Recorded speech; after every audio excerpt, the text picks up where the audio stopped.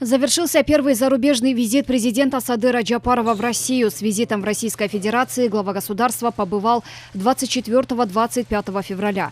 Джапаров начал свой визит со встречи с президентом России Путиным. Главы государств обсудили актуальные направления двустороннего сотрудничества, перспективы совместного взаимодействия по всем вопросам, представляющим взаимный интерес.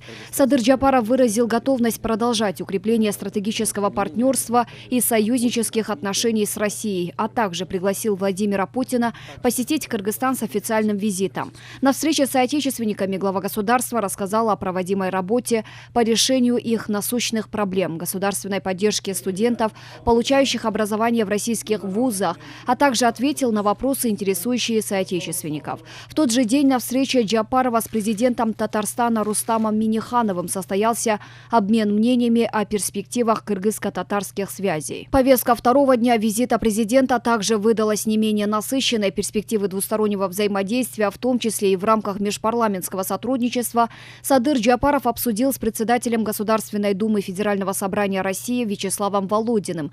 На встрече с председателем правительства Михаилом Мишустиным была отмечена заинтересованность в выводе двусторонних отношений на новый высокий уровень, наполнении его хорошим содержанием и проектами. Мишустин, в частности, обратил внимание на позитивную деятельность межправкомиссии, а также Российско-Кыргызского фонда развития. Во время встречи с председателем Совета Федерации Валентиной Матвиенко было обращено внимание на развитие межпарламентских связей, что позитивно влияет на укрепление отношений дружбы Кыргызстана и России. Глава государства также провел встречу с представителями крупного российского бизнеса, в ходе которой рассказал о перспективных экономических проектах и призвал к активному сотрудничеству. Завершился визит президента Садыра Джапарова возложением венка к могиле неизвестного солдата у Кремлевской стены. Ночью 25 февраля президент Садыр Джапаров вернулся в Кыргызстан.